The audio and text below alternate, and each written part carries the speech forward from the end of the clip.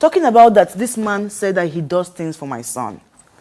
Between when I was his wife to when I left him, these are the only things Olakule Church he ever bought for his son. This is a nightgown. It's a pyjama shirt. It's a similar one. This is it. This is the top. 2 trousers, 1 top. This pendant. Look at it. And this. These are the only thing a 37-year-old man have bought for his child. There was an incident that happened in court. My son was supposed to have come to court. They said my son should come to court. And the day I was supposed to bring my son, he was aware. We were both in court. And they said, you know what? This court has been adjourned. In the next 2 weeks, we need you to come to court with your son. His father was sitting down here. I was sitting down there with my own lawyers. Next 2 weeks, I came to court with my son. Dressed him all up. Proud that he was going to come and see his father. At least his father would see him after such a long time. Churchill did not show up in court for that day. Even the judges asked the lawyers, the man who is here saying he loves his son did not show up on the one day, the one and only day that your son was supposed to be present in court, because they wanted to see how he was faring, how he lose, if it was they wanted to know how I've been taking care of my child. This man did not show up, and he had not seen his child for months before then. This man came to court. I'm sure it's look at the court paper. He came to court, and his lawyers asked the judge to ask me that I was going to be the one to foot his bills to court. After marrying you with my money when I am not an Indian woman, after feeding you, after clothing you, after making you a man, making you who you are, putting you in the public eyes, after everything that I did, you still want to come back and eat my money because you want me to pay for you to come to court. That I should pay his transportation fare. His lawyers were asking for transport. They said I should pay a sum of 250,000 so that he'll be able to make it to court. To see his son and to come to court to show for your son to be there. He asked for transportation money. Festus Kiyamo was my lawyer. Look, I'm calling heavyweight names. I'm not all this. These are not child's play. These are heavyweights. Every bank account, banks don't lie. Hospitals won't lie. Court order won't lie. I would go to jail if this is duplicated, if this is forged. I know what it is. I will go to jail if I forge this. Everything is here. The court, you see this, they said, and he also said that he was the one that took me to court. Now, they say, Tonto dikeh, plaintiff, applicant. What does that mean? I was the one who took him to court. I was suing him to court because he does not pay child support, because he had a document of my son I needed back, because he was not paying school fees. Nothing. That's why I took him to court. And it's the first line, read it. They say, an order granting the custody of their child, King Andre Omodayo Aigo, born on the 17th day of February 2016 to the plaintiff. Please, who is the plaintiff?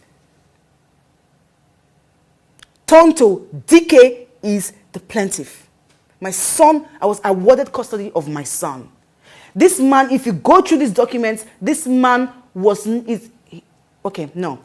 he was given very strict supervision. Very strict supervised visitation for my son. The only time this man can see or be close to my child is when and if I put someone on ground that I can trust. So if there is nobody that I can trust, this man would not go close to my child. Because as the matter is, I cannot trust my nannies, because my nannies do not know what is going on. My nannies will not be able to look at what to look at or look for. Because it can just be a thread this man will pull and put on my son's hair. It might even be a finger to put in my son's mouth. It might be anything just to jeopardize my happiness with my son. He would do it. And that is why when I presented, the court does not admit diabolism. But the strength of the accusation I brought as diabolic, of his diabolic this thing, was so strong that the court had to put that order. Before you see your son, your wife must give you somebody. In fact, your son must be brought to you by somebody that she can only trust. I've never found that person. Now, talking about that, this man said that he does things for my son. Between when I was his wife to when I left him, these are the only things Olakule Church he ever bought for his son. This is a nightgown. It's a pyjama short. It's a similar one. This is it. This is the top. 2 trousers, 1 top. This pendant. Look at it.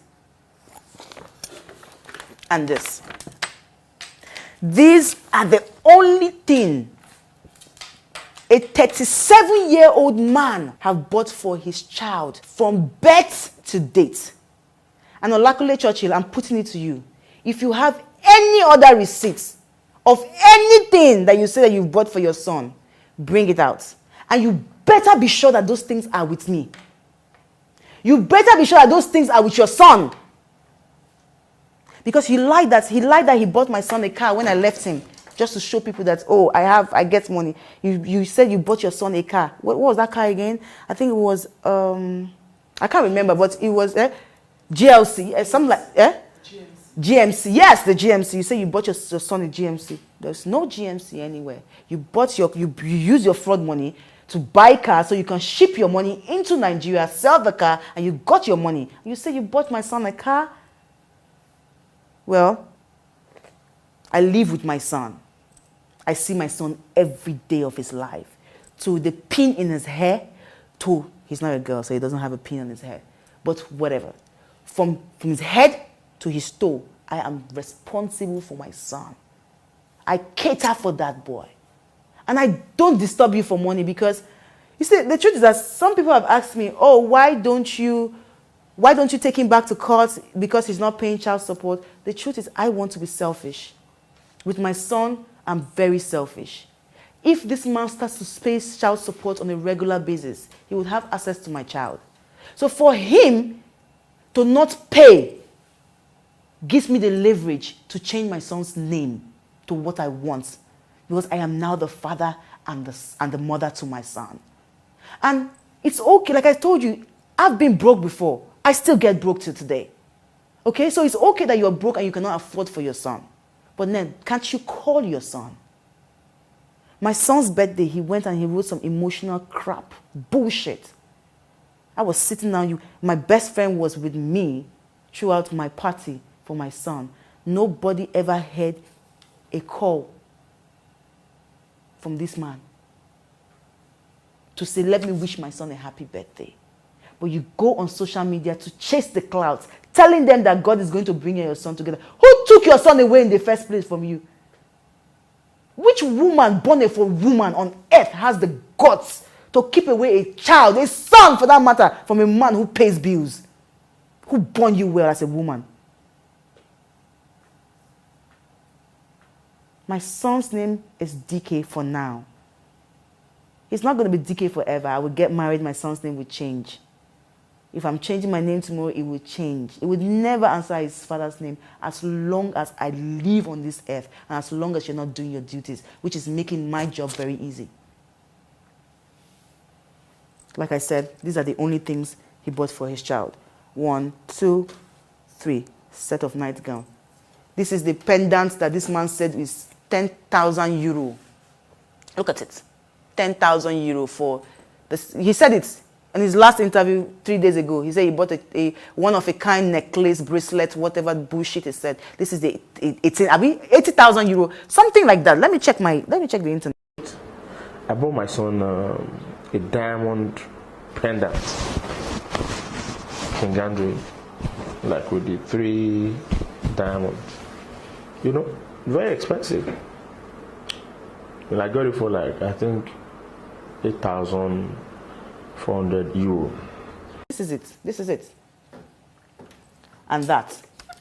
Only